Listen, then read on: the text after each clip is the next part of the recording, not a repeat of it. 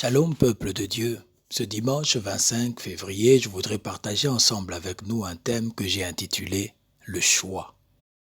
Comme référence, je nous propose 1 Samuel 15 au verset 24. Je lis. Alors Saül dit à Samuel, « J'ai péché car j'ai transgressé l'ordre de l'Éternel, et je n'ai pas obéi à tes paroles. Je craignais le peuple, et j'ai écouté sa voix. » Le choix est le pouvoir ou la faculté de choisir. C'est la préférence accordée à une personne ou à une chose. C'est le discernement ou la distinction. Choisir a comme synonyme départager, élire, sélectionner. Choisir, c'est l'action de faire un choix.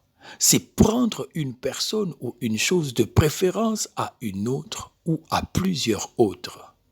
Le choix est donc une décision personnelle qui peut, selon le sujet, engager toute une vie et qui peut avoir des impacts ou conséquences sur nous.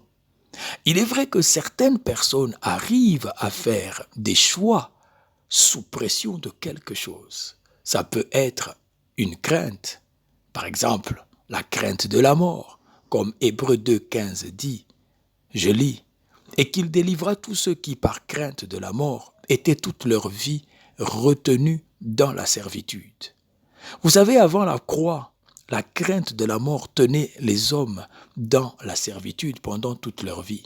Bien que l'Ancien Testament comporte quelques éclairs de lumière concernant la vie après la mort, l'impression générale est une impression d'incertitude, d'horreur et de tristesse. Cependant, ce qui était vague alors est devenu clair maintenant car Christ a mis en évidence la vie et l'immortalité par l'Évangile. 2 Timothée 1 au verset 10. Mais il n'y a pas que la crainte de la mort.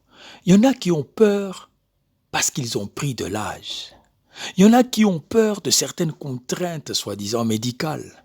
Il y en a qui ont carrément peur de perdre. La pression de nos choix peut venir aussi d'un ras-le-bol. Le fait d'être excédé, d'en avoir assez d'une situation, d'un problème. Ça peut aussi être la pression de nos sentiments. Le fait d'avoir des sentiments pour quelqu'un et on est comme contraint de choisir la personne. Dans le texte que nous avons lu de 1 Samuel 15, 24, nous avons vu que Saül a fait le mauvais choix de suivre la voie du peuple par crainte de ce dernier. Et il s'est complètement brouillé avec le Seigneur.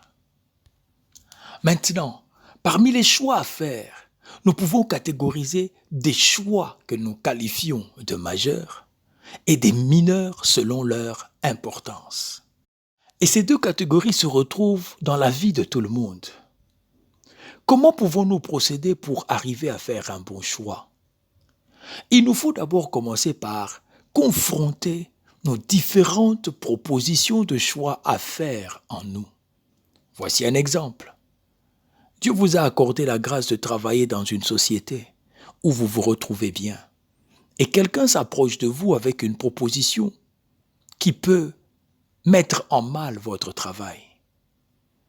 Vous aurez un choix à faire. N'oubliez pas que le choix est aussi compris comme le discernement. En aucun moment vous allez faire le choix d'hypothéquer votre travail pour une proposition qui ne vaut pas votre travail. Vous allez dire, le choix est clair. Qu'en est-il maintenant du choix des chrétiens? Dans la vie d'un chrétien, un seul choix est qualifié de majeur et c'est celui qui prime sur tous les autres présents et même futurs choix. Ce qu'il faut savoir est qu'un chrétien est par définition celui qui a déjà fait un choix majeur, à savoir celui de donner sa vie à Jésus. C'est ce choix qui est pour nous le plus important à faire, car tous les autres choix, qualifiés de mineurs en face du majeur, dépendent de notre premier choix, c'est-à-dire Jésus-Christ en nous. Autrement dit, un seul choix fait dépendre tous les autres choix. Tous mes choix doivent dépendre de ce premier. Il faut que mes choix plaisent à Dieu. Comment sais-tu que ton choix plaît à Dieu? Commence par confronter tes autres choix au premier choix qui est qualifié de majeur, c'est-à-dire celui que tu considères comme le plus important. Maintenant, d'où vient que notre choix devient difficile à faire? C'est parce que notre choix, le premier choix, le plus important, n'a peut-être pas encore été fait comme il faut. Ou encore, lorsqu'on ne vit pas une vie de consécration. La consécration est aussi comprise comme savoir donner à la parole de Dieu la place qu'il faut dans sa vie. Alors, comment le chrétien fait un choix? Il lui suffit de confronter simplement le choix proposé à ton premier choix majeur, si seulement tu as eu à le faire, et tu pourras comprendre clairement les choses. C'est en se conformant à son choix majeur qu'on arrive au choix. Autrement dit, c'est en conformant son nouveau choix ou sa proposition à son premier choix. Ou encore, conformer son choix à la parole de Dieu que les choses deviennent claires.